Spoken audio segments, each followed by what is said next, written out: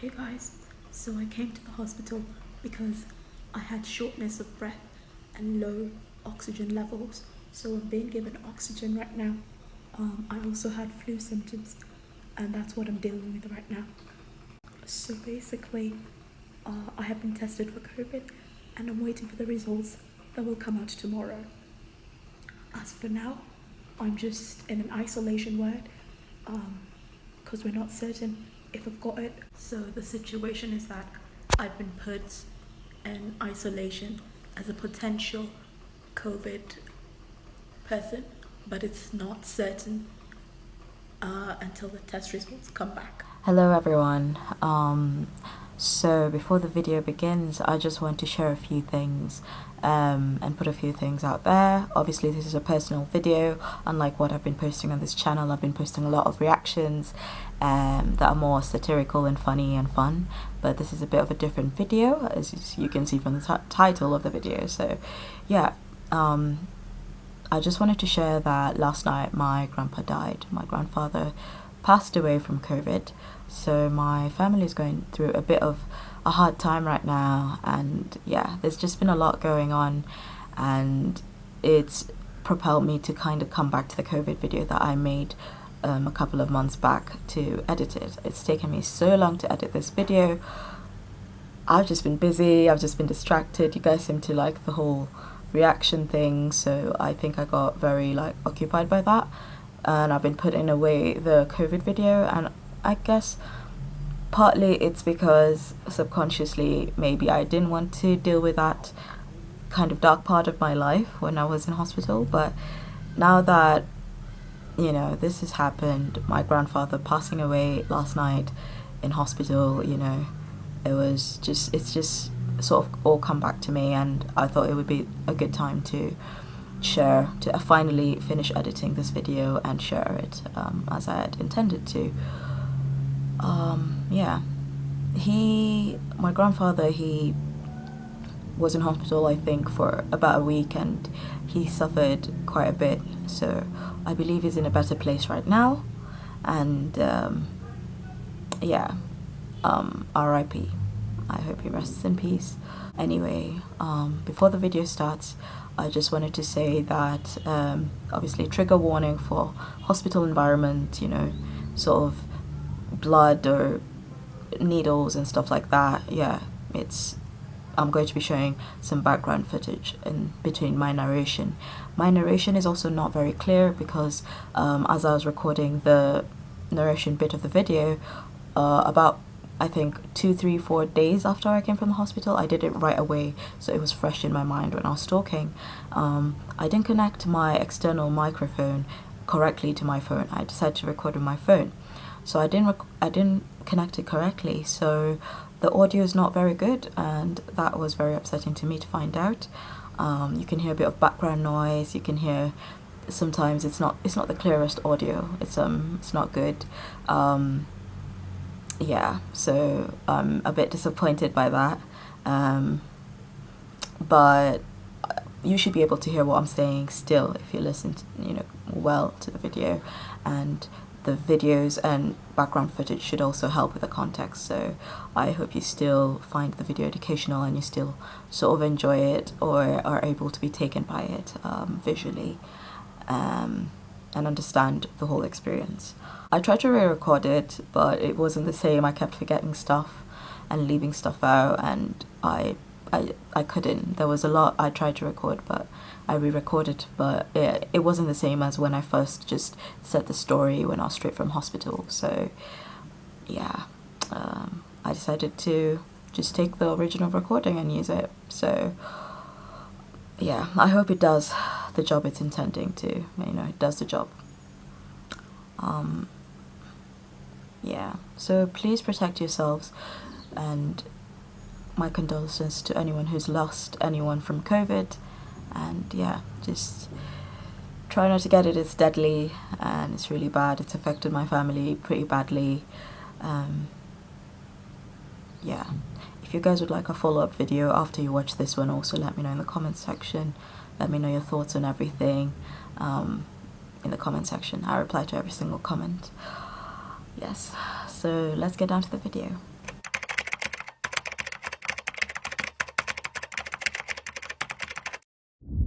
Hello everyone, welcome to my channel if you've been here. If you've not been here, my name is Joanne. As you can see from the title of this video, I got coronavirus. I was hospitalized for the past 10-11 days, past nearly 2 weeks in hospital because of COVID. So I'm still recovering. It's been about 4 days since I came from the hospital, so I just had to kind of settle down and get some rest before I made this video. So here we go. I documented my experience in the hospital for this video, just to give people some sort of insight of how it is in there, how it is in the COVID ward, the feelings you get when you get COVID and you have to be hospitalized and stuff.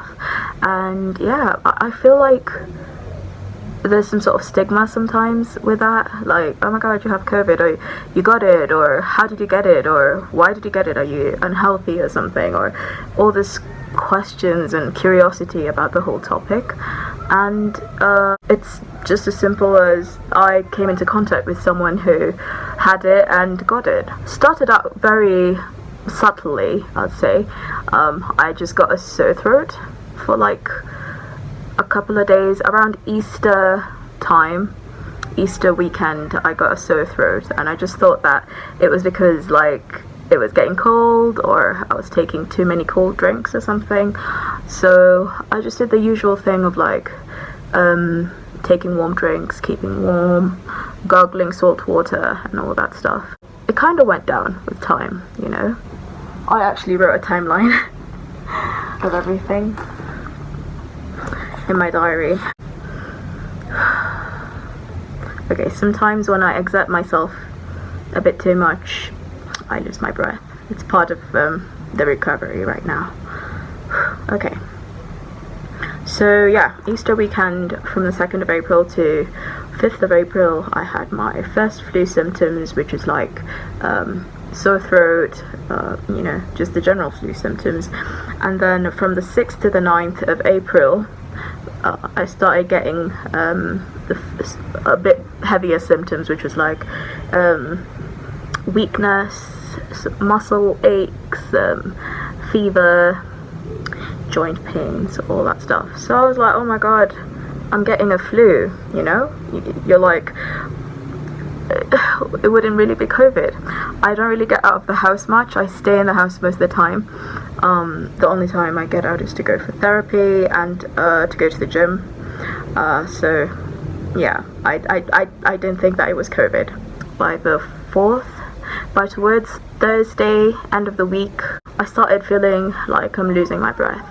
And that's when the problem came in. That's when we knew that it was serious. By Friday night, which 9th of April, Friday night, it had gotten so bad that I could barely speak a sentence without gasping for air. I would walk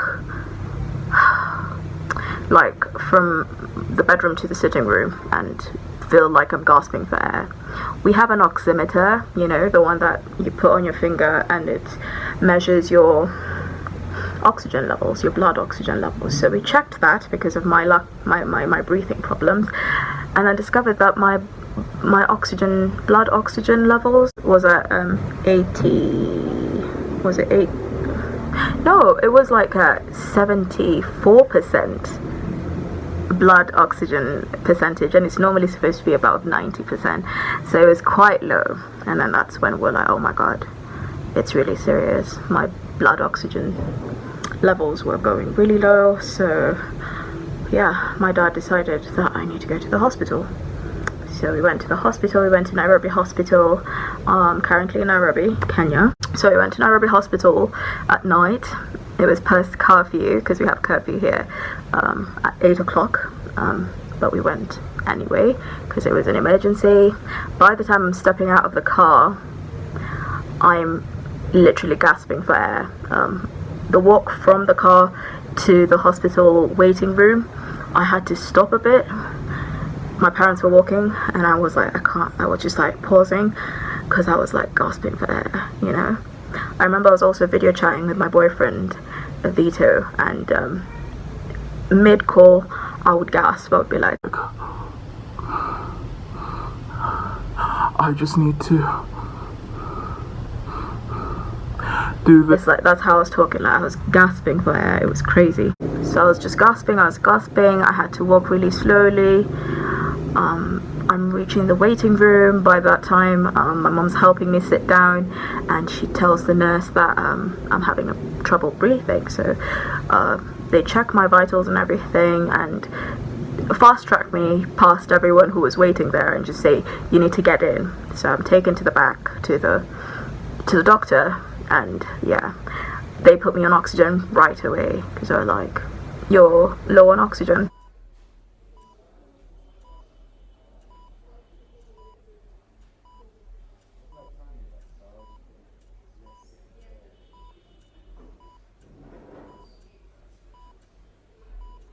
And the doctor came in and he was just like, this sounds like COVID, this sounds like COVID. But I was like, no, I don't have COVID, I'm fine, like, it's just a flu or something. Or like, no, with a lack of breath, that's definitely, like, that's most likely COVID. So they insisted that they had to admit me, you know, keep me in hospital.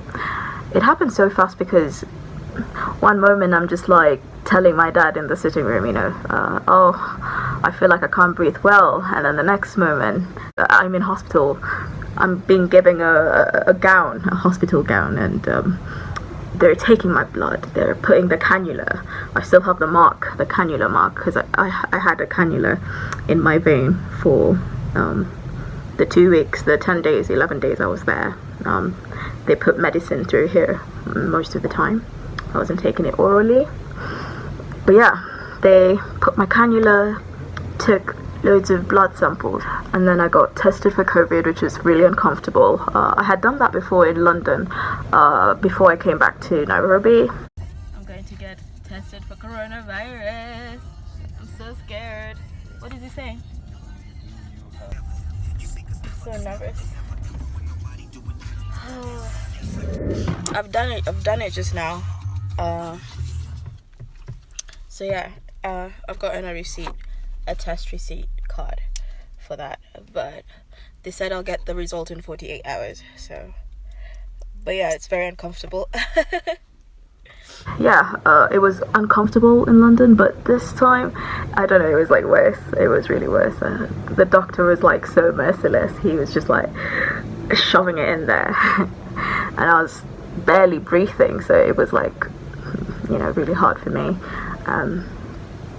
Yeah, so I'm sorry if I'm talking really slowly and dragging the story. I'm also having trouble breathing even now, slightly. My lungs haven't recovered 100%. Just giving you a heads up, so please be patient with me with this story. Anyway, yeah, so the doctor tests me. I'm told to strip and change to my hospital dress, gown, whatever.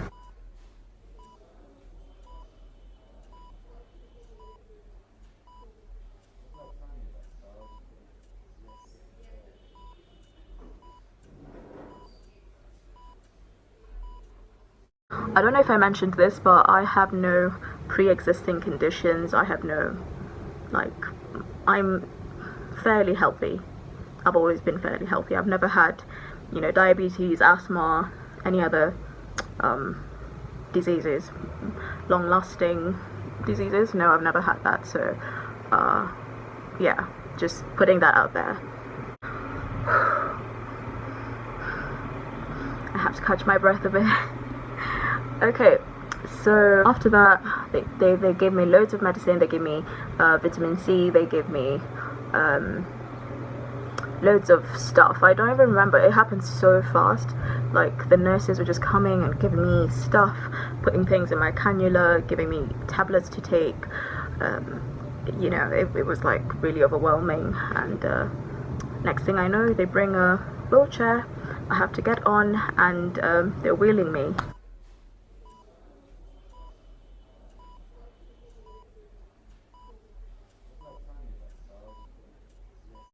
I'm like, where are we going? We're going to do a chest scan, a CT scan for my chest. my lungs. Basically, you get into this machine, your hands are up like this, and you lie on your back. And the machine takes you in like this, and it scans your chest like a normal CT scan, but you have to breathe in and out, and I couldn't breathe in and out. So that's the machine.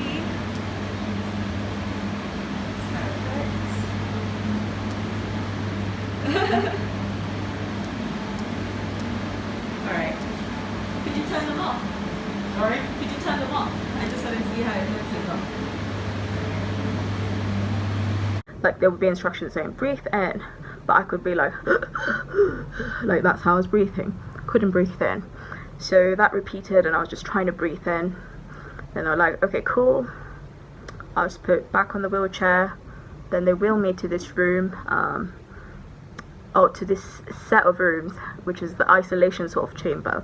This was a part where I call it purgatory, which is basically the middle part where patients who come in with symptoms of COVID stay when they're not sure if they have COVID. So it's like you might have, you might not have it, but you're in isolation, and all the nurses and everyone who's entering this area is in full PPE, you know, uniform from head to toe.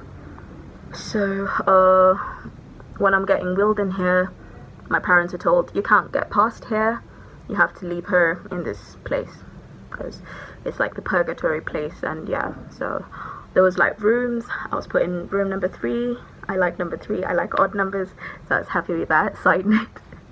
It's so irrelevant. From then on, all the stuff that I had any encounters with were fully masked, fully dressed in PPE.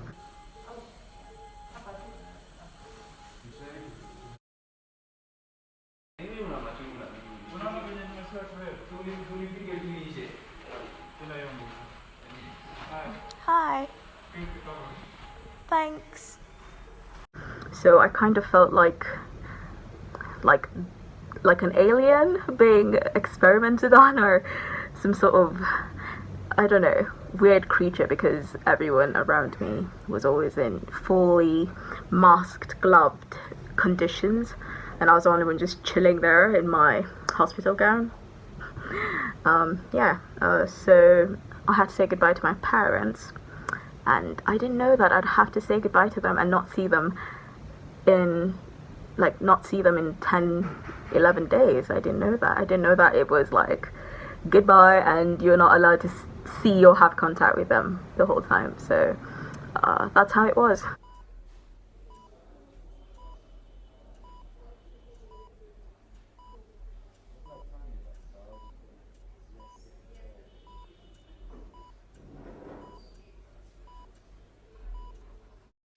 They were allowed to bring me stuff, so they brought my phone charger, my earphones, some books to read, deodorant, you know, sanitary stuff basically to keep me going.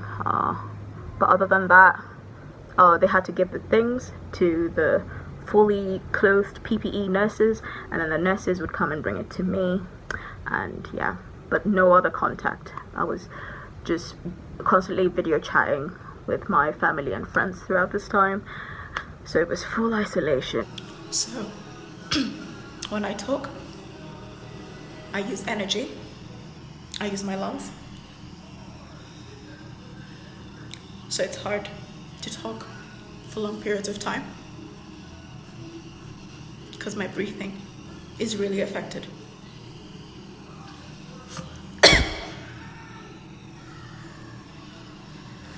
Just trying to get the oxygen.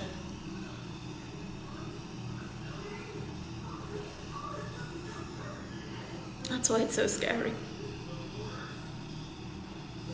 Because I'm used to breathing and talking to people as usual, you know what I mean? I'm quite social.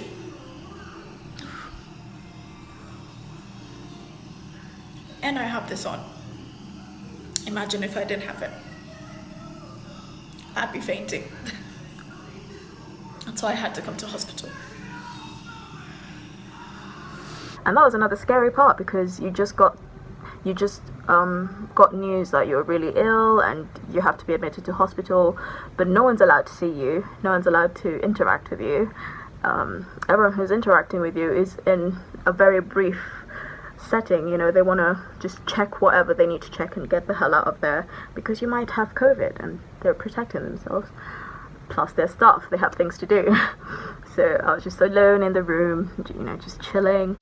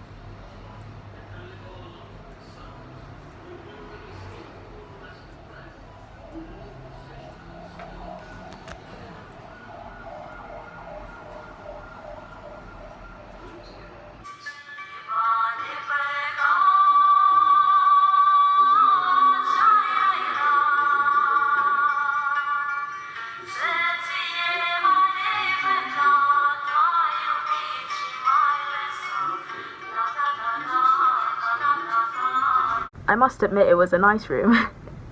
It had a TV, I watched loads of cartoons. Cartoons calm me down.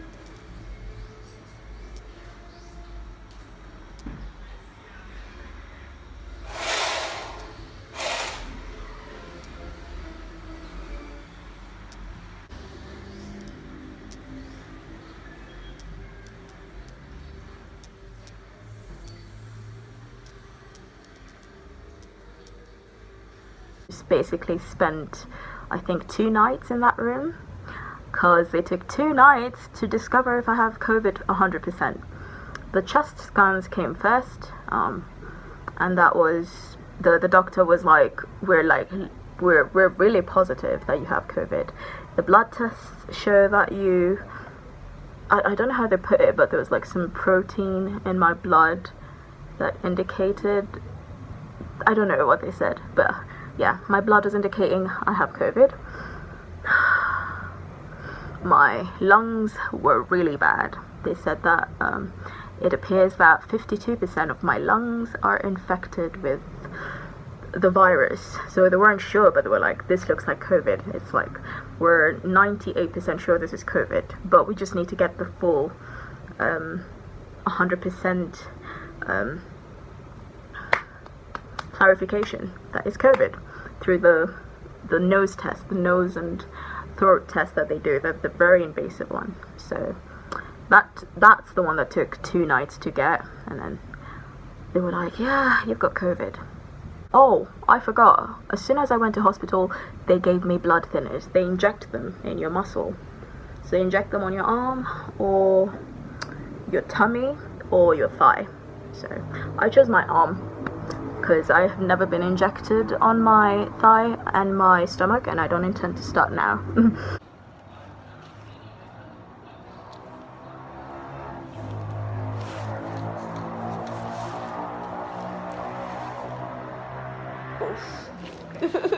It always burns after that. Yeah. Like over here. Thank you. Welcome, yeah. Are you filming? Yeah. Oh. Sorry. Okay. That's all. Yeah. It usually just burns right after. Yeah. That's the problem. Every day I'd get injections of blood thinners because apparently, let me read what I found out actually.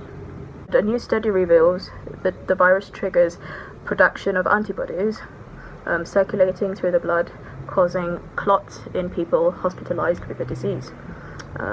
So yeah, basically COVID sort of it puts you at risk of having blood clots, and then blood clots can cause embolisms and aneurysms. Embolisms? I don't know. Basically, you're at risk, and that's not good. So they have to inject you constantly with blood thinners on your arm, and then when you're injected, it really like burns. I don't know why. It's like they inject you, but the injection is not the painful part. It's like once they're done, that part is just like burning. It's not fun. Also, they were injecting me with steroids every day and blood thinners every day. That was a constant. And then everything else was more the doctor sort of choosing what medicine to give me and what's working with my body and what's not working.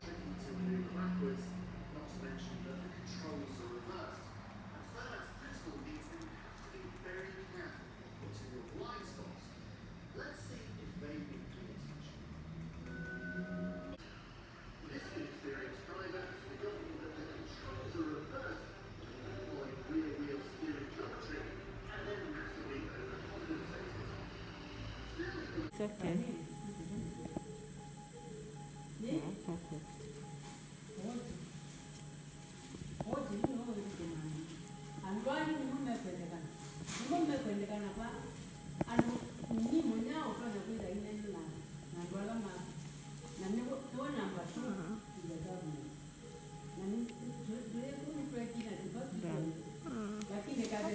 Yay.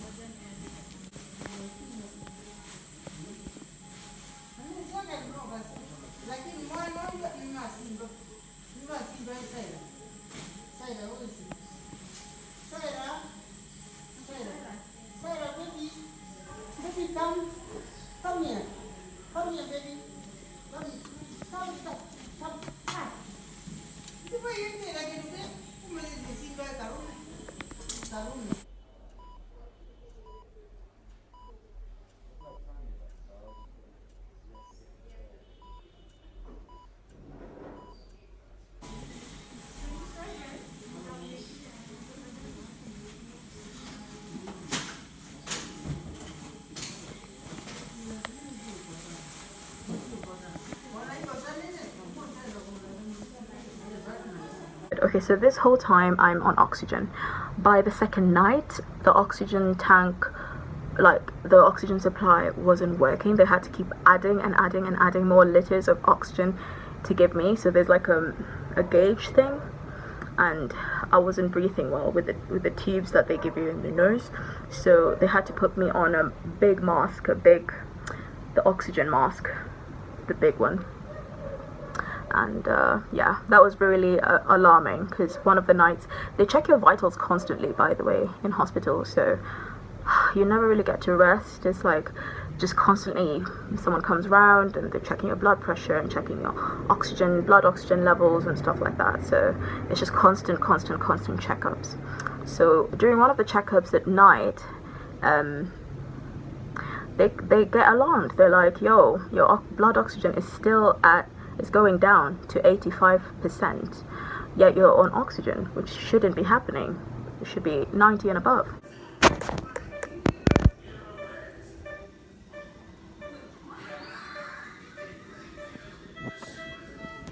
So they had to up my oxygen, change me to the mask thing, and up my oxygen to 8 liters from 5 liters. so I was getting a lot of oxygen on here.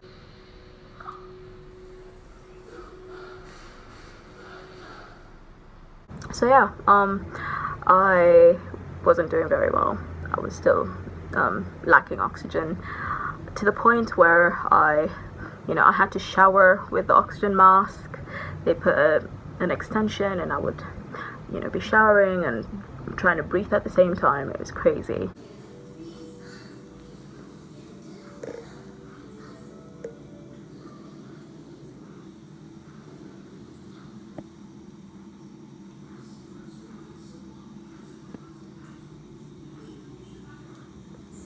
One thing I will say is that the COVID mainly affected my lungs. Like, everything else was fine. I haven't had any like fevers or joint aches or all the other symptoms. I haven't had that.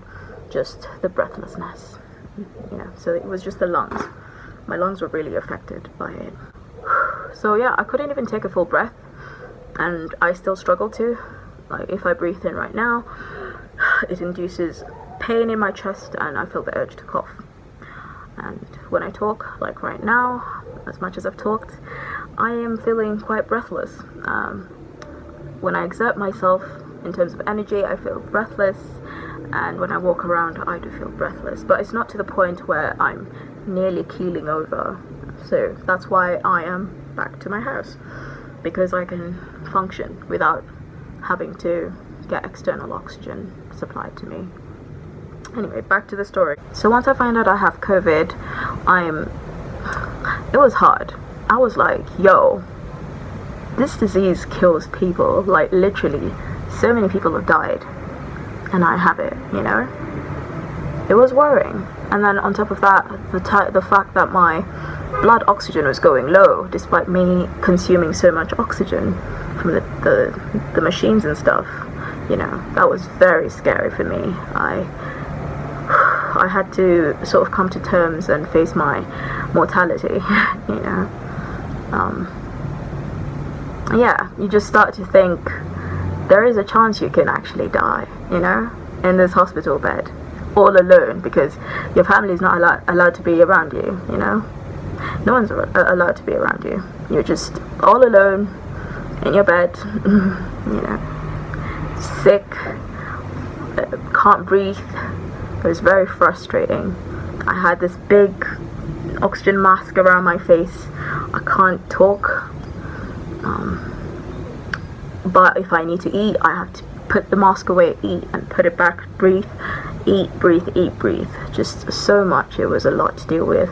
I felt so lonely. I mean, I could video chat with my family and my friends, and everyone was super supportive. Everyone who knew about it was really supportive and sent me loads of prayers, loads of good messages, loads of support, and I really appreciate you who's watching. If you were one of them, thank you so much. I really appreciate it. But yeah, it was very lonely, It's kind of just like you and your God in hospital, so it was hard. I just thought, if this gets any worse, I kind of started thinking about what I've achieved in my life, who would miss me, what kind of impact I've made in the world so far.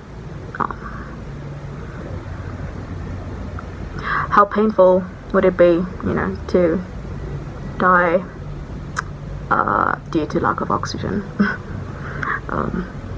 There's just a lot of dark thoughts, I was actually communicating with the doctor through the phone because he couldn't come through to the COVID ward. So he was just telling me, oh, your lungs are 52% affected by COVID, and all this stuff. And it's worrying because you're like, 52% is a big part of your lungs. I use my lungs every day to breathe. Am I ever going to be okay again? Am I ever going to be able to breathe normally? It got really emotional, and I broke down. I broke down at one point, and I started praying really hard. I'm not super religious, to be honest, but I was like, yo, God, please help me, please heal me from this, because I don't know what to do. Like, I'm all alone in this hospital bed. There's something so special about getting hugs and good words and feeling someone's hand and someone's touch, especially when you're ill and vulnerable, when you're weak. You know, you want your family to be there next to you, and I wanted my mom to give me hugs and, you know, comfort me when I'm feeling bad and feeling like I can't breathe really well and stuff like that. So it was a really hard time, just being all by myself through this, and thinking, even if things got really bad, even if things got to the point where, like, you know, you're on your deathbed, no one's gonna be there, you know? You're gonna die alone. You're gonna die alone, Joanne. That's what I was thinking. I know it sounds extreme and sounds dramatic, but when you're there and you're seeing like things are not getting better, your body is not cooperating with the medicine, with anything that's happening, and you literally can't breathe. Yeah, stuff gets real in your head.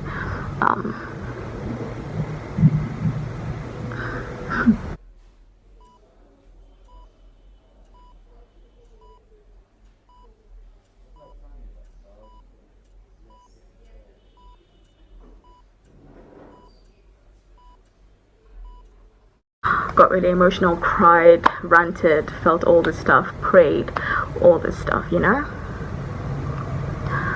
Yeah, then got changed to the COVID ward, and I guess it felt less alone. That's kind of the good thing, but at the same time it was like we all have the potential to die in this ward because we're all sick with a really bad disease, and we're all admitted in hospital, meaning that we're not doing very well. So I got shifted, and then at first I was shifted to like in the middle of the ward, like just the regular ward, the female ward, COVID ward. So they had to take me with an ambulance for that. So they took me from the isolation purgatory part of things, put me on a wheelchair. I had to have an oxygen tank brought, obviously, because I could not breathe without the oxygen tank at all. I was literally feeling like I'm gasping for air, like I'm about to keel over. So they brought the oxygen tank.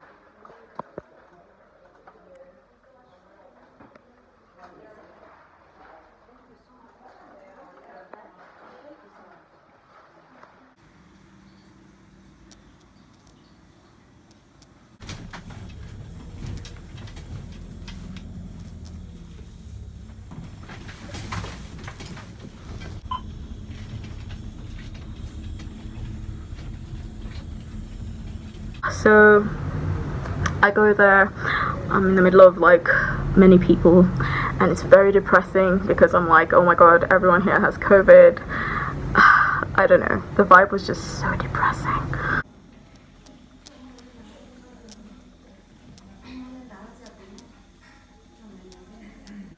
So I also want to add that the fact that everyone was there, and I was just joining the word at that time, and you know, you're asking around sort of like, how long have you been here? How long have you been in the word? And they're like, I've been here for a month or something. You're like, yo, am I going to be here for a whole freaking month? Like, you start getting like really pessimistic, you know, the fact that you might have to stay there for a really long time. And you know, I just wanted to get better and go back to my house. I was sick and tired of being in hospital, so just wanted to clarify. There were no curtains in the ward, so it's just like open, everyone can see each other. But I guess everyone was sort of like, we don't care, you know. There was many people using bedpans, there was many people actually having baths by the side of their bed because they couldn't get to the showers. So yeah, I had to join the club. I was still on oxygen, so I couldn't get to the showers. and it was too much of a task for them to bring the oxygen tank for me to just go to the loo or to, you know, shower.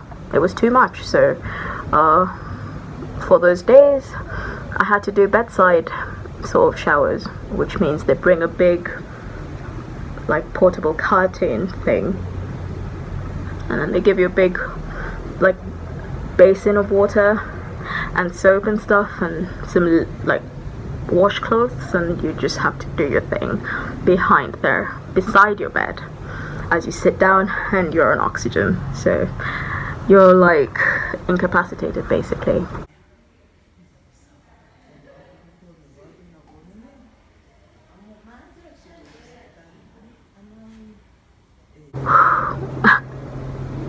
I feel like I'm getting re-traumatized by thinking about it right now. There's so much that happened. Oh my god.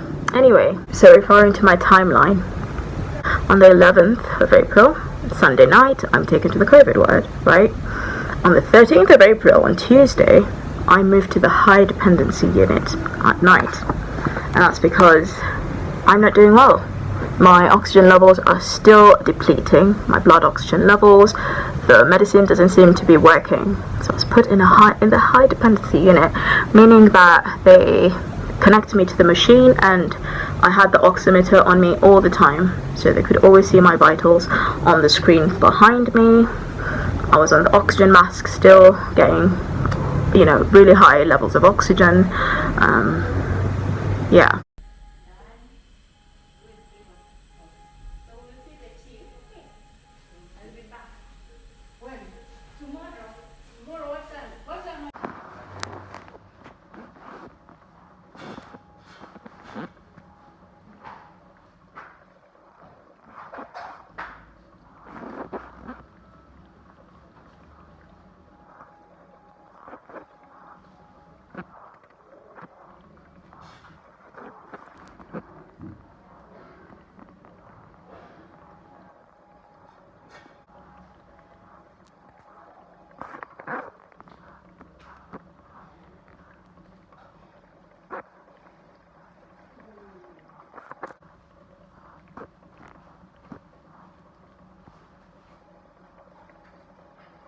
I was like so confused when they moved me, because they weren't telling me what was going on. So in the evening they're just like, we need to move her, we need to move her, and then I moved to the other side, to the high dependency unit. I'm like, what? I didn't even know it was a high dependency unit. I was just like, why am I here?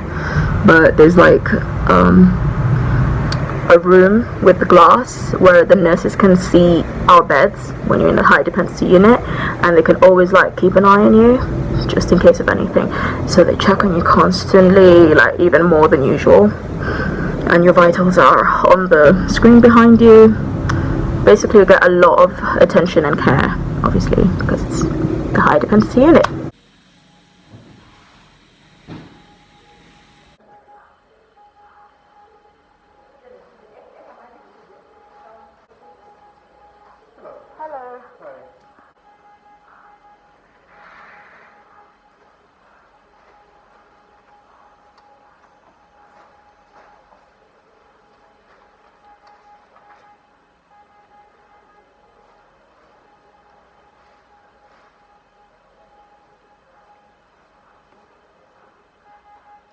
How's that? Okay. Blood pressure? Fantastic. That's fantastic. Oh, okay. Yeah. Where did you pause? Yep. Where did you pause? No. I was checking the academic constitution. Oh, okay. Yeah. Let me just get the prompts. Okay? Okay. Yeah. Come on. Alright.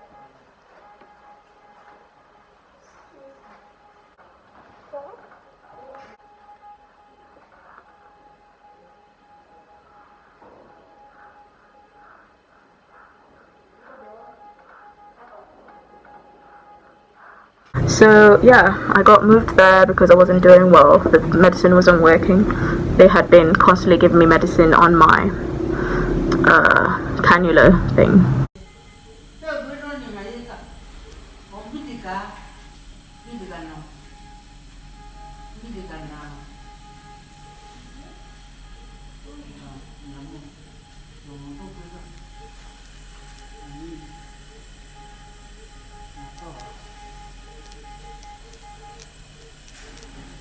It was a lot to deal with because you're like you're used to just regular life, and the next thing you know, hospital life is so different. You're woken up at like 5 in the morning to get checked your blood sugar. They check your blood sugar every morning with a prick. Even if I'm not diabetic, they were checking my blood sugar every morning. I think it's because I was taking the steroids. They give you the blood thinners on your arm every day. They have to inject medicine through the drip every day. The doctor's trying different medicine. I didn't even know what they were giving me. They were just constantly giving me loads of medicine.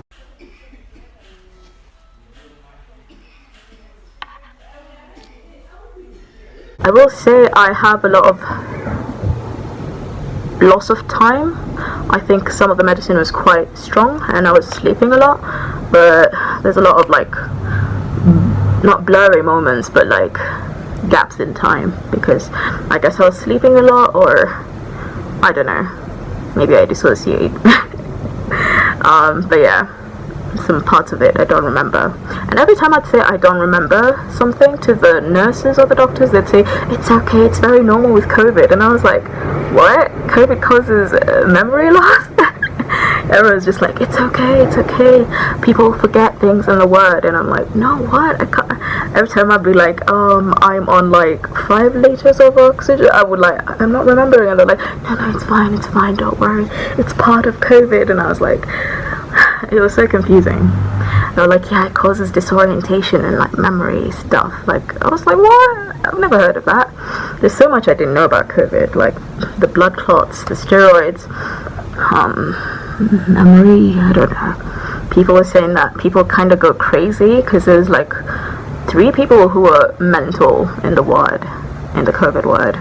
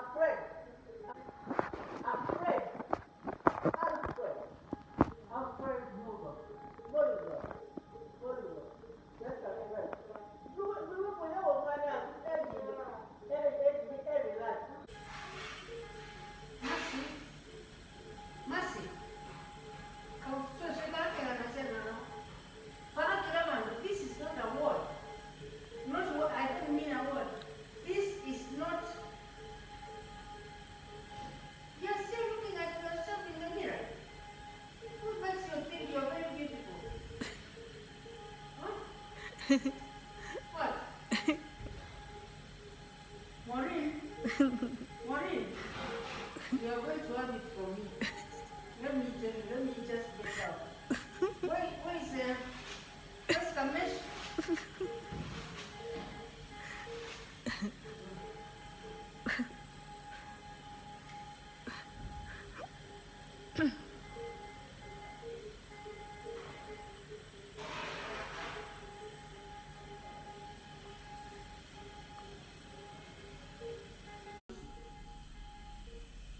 She can get you in trouble anytime.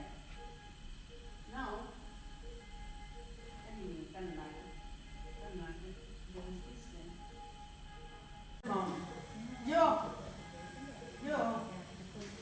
Munyao. It's very nice. Joseph, umeamka? Sasa nitaona. Unalala nini? watu mnaenda kuogelea hakuna mtu analala anapata chakula bila kutumia. Okay, Joseph, I've been robbed by three.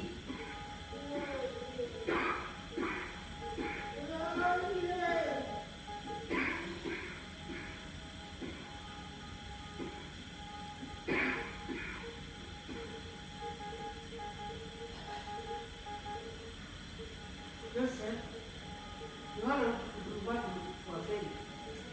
Yeah. What time are you ready tomorrow? Tomorrow what time?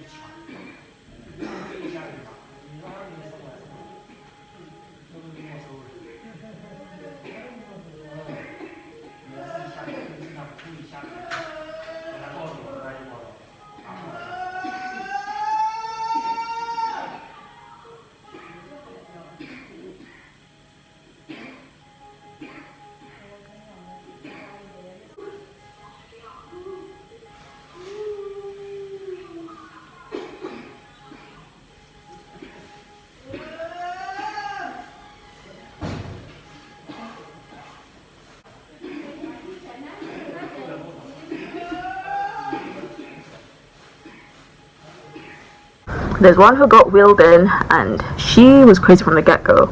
I think she had an extreme case of bipolar or something, but she was crazy the whole time I was there. And yeah, it was crazy. She's a different case, but the rest were like just yelling and screaming randomly, and you'd ask the nurses and the doctors and they'd just be like, it's COVID, or don't worry about it. And it was just like so mysterious, and you just like kind of move on with life. But yeah, hospital life it was quite depressing. It was quite different. I just wanted space. I just wanted time to myself, you know, to like process what was going on.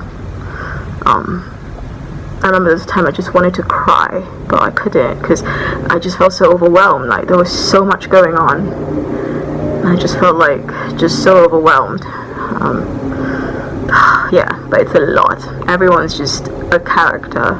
The staff was also super tired. The staff was overworked. They looked like zombies. They were so tired. There were some who were cheerful and nice and, you know, remembering names and all this stuff, but there's others who were just like so moody and so tired. And I understand them because they seemed like they were overworked, to be honest. So yeah. Another really annoying thing is that they never turn off the lights in the hospital, so, and it's this bright fluorescent light. It's just in your face.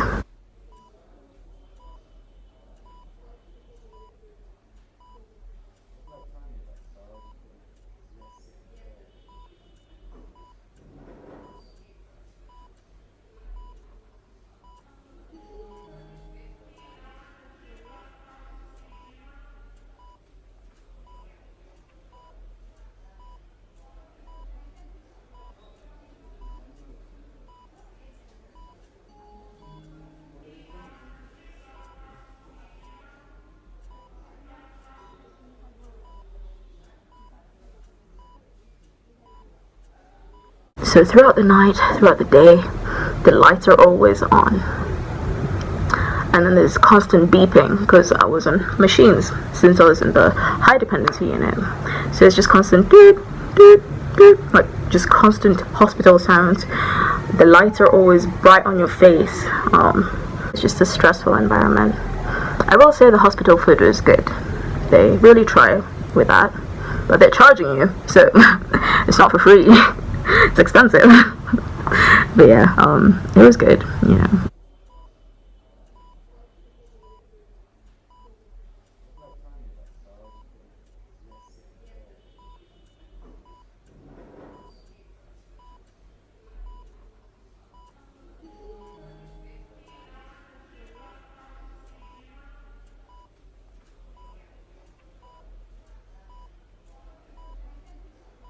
Every day you're given a menu and you tick what you want for breakfast, for lunch and for dinner. So yeah, every morning I'd have pancakes and sausages and eggs and anything I need, you know. All I needed to say was that I wanted it and it would be there. Oh yeah, we had physiotherapy as well. So every day we had some guy or some lady come in, and they were the physiotherapy guys, and they'd come to each bed one by one and make sure you exercise, you know, take a walk outside. So they'd hold your hand and give you a walk up and down the corridor, give you stretches and stuff to make sure that you're not just sedentary. But if you can't get out, there was like people who were really bad and they couldn't get out of bed, so they just did like little exercises in their beds and stuff. So they had to make sure that you were kind of active and progressing. Also, you're given this device. It's called a volumetric exerciser, spirometer or something. So everyone's given this, and you're supposed to inhale, and then it kind of goes up. So apparently a normal person is supposed to be above about this range, but I still am quite low. As you continue, you kind of raise the bar to where you can blow. And it's not exhaling, it's inhaling, because it's supposed to exercise your lungs.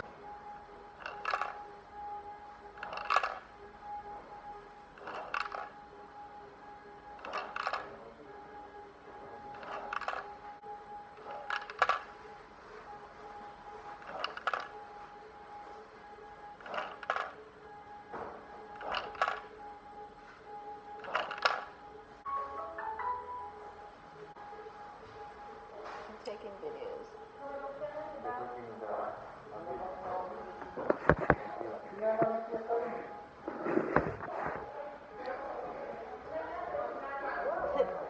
I'm making life interesting. It's good, yeah? It's good, yeah? It's a good thing. It's good. It's good. Good. Right. To keep you motivated. Right? Very right. Very. Very.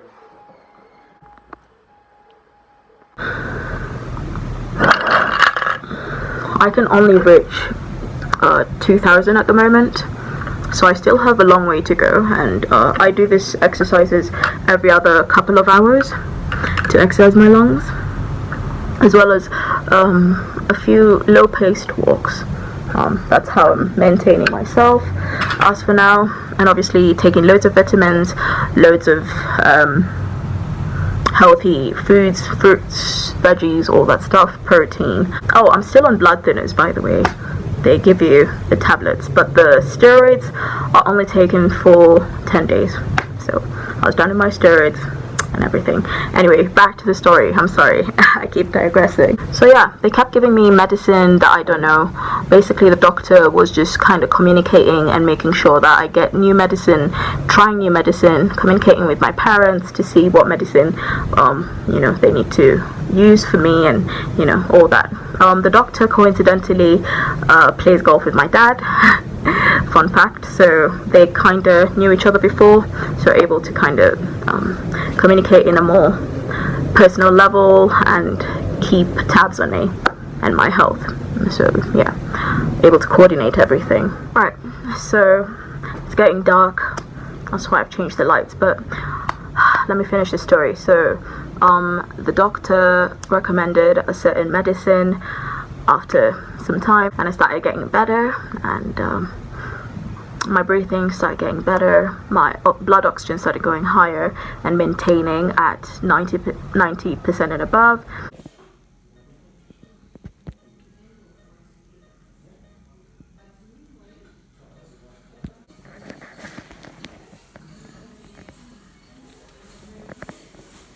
I'm taking a and so we started reducing the oxygen slowly, day by day, and then so like every morning, or the doctor would come and check and reduce the oxygen. One of the nurses would come and reduce it like midday. Like we'd just go slowly until eventually I was at 0.5 liters of oxygen. So that was like, wow, I'm really doing well. So they were able to change me from this big mask to the smaller tubes again, and I was able to breathe with that. I started getting hope again,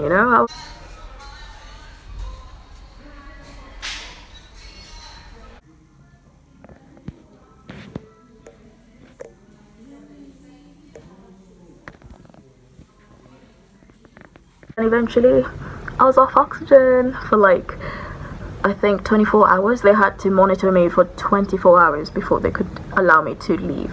So it gave me 24 hours of no oxygen, just see how I kind of function.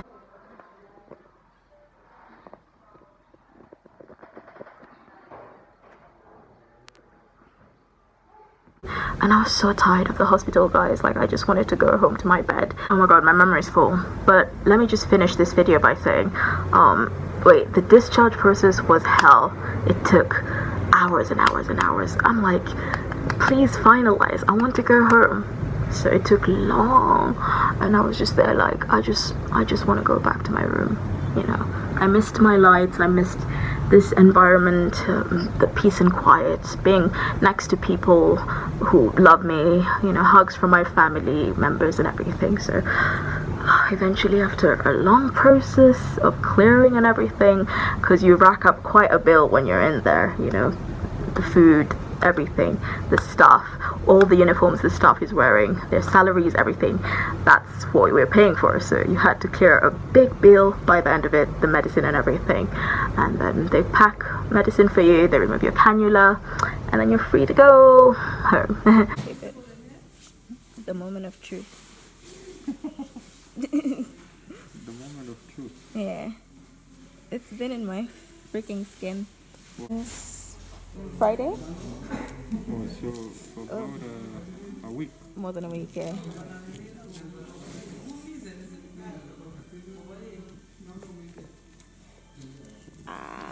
I've got a needle sticking out my arm.